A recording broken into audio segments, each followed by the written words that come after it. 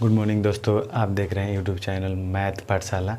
और इसमें मैंने आपको प्रश्नावली 1.1 का 8वें नंबर क्वेश्चन का पहला आपको करवा दिया था। इसमें दूसरा नंबर करना है और इसे 8वां नंबर को क्या करना है, वितरण नियम से इसको हल करना है। तो सबसे पहले देखिए इसमें करेंगे क्या, पहली वाली संख्या यानी 5/6 को इस वाली पहली वाली संख्या और फिर दूसरी वाली संख्या में गुणा करेंगे। तो गुणा कीजिए, यानी 5/6 गुणे जो भी संख्या रहेगी वो यहाँ पर लिख दीजिए, यानी माइनस का 2/5। अब चिन्ह है प्लस तो प्लस, और फिर इसमें इसे गुणेंगे, यानी 5/6 गुणे 3/10। अगर इसमें हर और अंश वाली संख्याएं तिरछा तिरछी या ऊपर नीचे कटे तो कटा लेंगे। तो देखिए 5 से ये 5 कट जाएगा और 2 से ये 3 बार, यानी ऊपर बचा माइनस का 1, यानी ऊपर माइनस का 1, नीचे बचा है केवल 3, यानी 3 प्लस है तो प्लस। इसमें अगर कोई कटने वाली संख्या है तो 5 से कट जाएगी, 5 दूनी 10, 3 दूनी 6, यानी ऊपर बचा 1, यानी 1 का, नीचे 2 दूनी का 4। अब इसका एलसीएम निकालिएगा तो 12 आएगा। अब 3 चौका 12, यानी माइनस के 4 प्लस 4 3 12, यानी 3 में ऊपर वाली संख्या 1 से गुणा कीजिए 3। तो देखिए माइनस का 4 और प्लस का 3, यानी माइनस का 1 बटा में 12। ये हो गया आपको। देखिए बच्चों, अब प्रश्नावली 1.1 का लास्ट यानी अंतिम प्रश्न रह गया और इसको कॉलम ए से कॉलम बी को यानी कॉलम ब को मिलाना है। इसमें पहले देखिए माइनस के 1/2 कोष्टक प्लस 3/4 बराबर, यही संख्या दूसरे स्थान पे थी और पहले स्थान पे आ गई, और पहले स्थान वाली संख्या दूसरे स्थान पे। यानी मैंने आपको योग का क्रम विनिमय नियम बताया था कि उसमें क्या होता है, योग में क्रम विनिमय नियम में यानी इसका क्रम क्या हो जाएगा, चेंज हो जाएगा। यानी ये पहले स्थान पे है तो यहाँ पर दूसरे स्थान पे आ गया, और ये दूसरे स्थान पे है तो ये पहले स्थान पे, यानी योग का क्रम विनिमय। यानी जे ऑप्शन दिया है तो पहला का आंसर क्या हो जाएगा, उत्तरमाला में पहले का आंसर जे हो जाएगा, जे। अब देखिए दूसरा प्रश्न दे रहा है 5/6 गुणे 4/7 बराबर 4/7 गुणे 5/6। यानी इसमें क्या हो रहा है कि 5/6 पहली स्थान पे है, लेकिन यहाँ पे दूसरे स्थान पे बराबर के चिन्ह के बाद ये दूसरे स्थान पे चला जा रहा है। यानी ये क्या है, गुणा का क्रम, इसका भी क्रम चेंज हो रहा है, लेकिन ये गुणा के रूप में है। तो गुणा के रूप में है तो गुणा का क्रम विनिमय नियम हो जाएगा। यानी इसमें देखिए ऑप्शन में दिया है यहाँ पर गुणा का क्रम विनिमय नियम, यानी ये गुणा के रूप में है और इसका क्रम चेंज हो जा रहा है, यानी दूसरा का क्या हो जाएगा, आई, दूसरा का आई। अब देखिए तीसरा नंबर माइनस के 1/2 कोष्टक माइनस के 1/2 प्लस 2/5 प्लस 3/10। अब देखिए इसमें 3 संख्याएं दी है ना, तो पहली 2 संख्याओं का योग प्लस तीसरी संख्या। अब यहाँ पे क्या कर रहा है कि पहली संख्या को अलग कर दे रहा है, अब दूसरी और तीसरी संख्या को एक साथ ले रहा है, यानी दूसरी और तीसरी संख्या को एक साथ ले।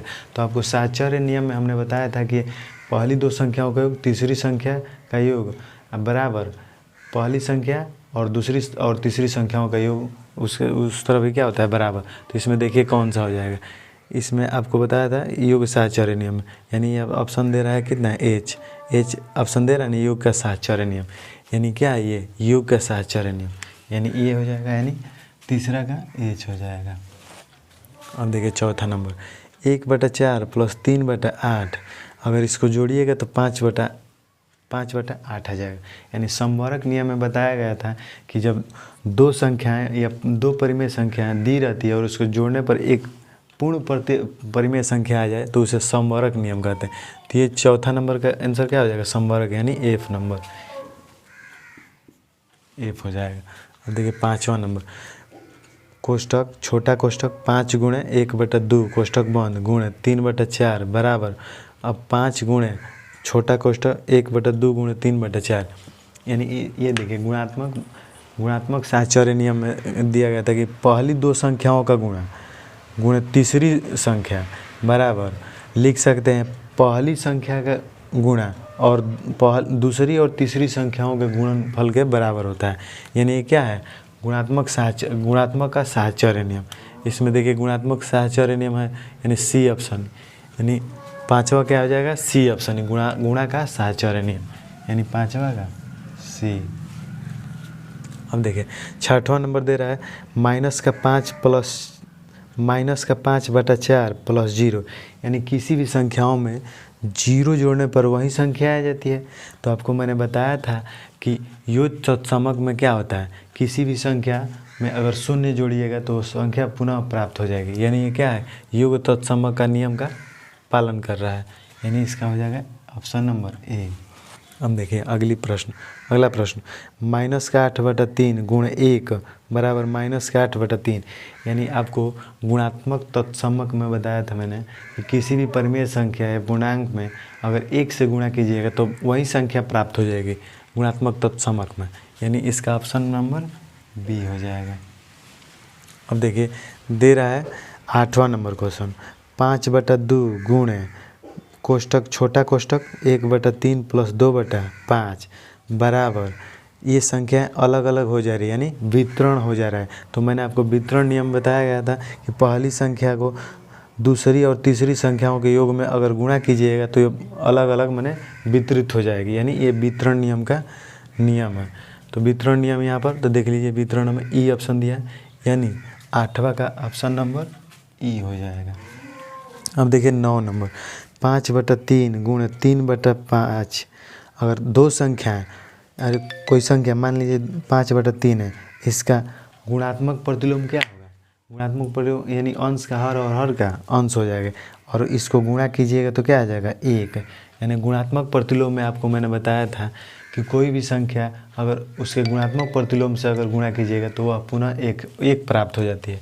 यानी इसका क्या हो जाएगा गुणात्मक प्रतिलोम, यानी ऑप्शन नंबर जी, 9 का जी हो जाएगा। अब देखिए 10वां, -7 और इसका योज्य प्रतिलोम क्या होगा 7/4। -7/4 इसका योज्य प्रतिलोम 7/4 दिया होगा, जोड़िएगा तो 0 आ जाएगा। यानी योज्य प्रतिलोम में मैंने आपको बताया था कि कोई संख्या और इसका योज्य प्रतिलोम का अगर जोड़िएगा ना तो हमेशा 0 के बराबर हो जाए। यानी इसका हो जाएगा योज्य प्रतिलोम, यानी ऑप्शन नंबर डी। इस तरह बच्चों आपका ये प्रश्नावली 1.1 इस तरह समाप्त हो गई।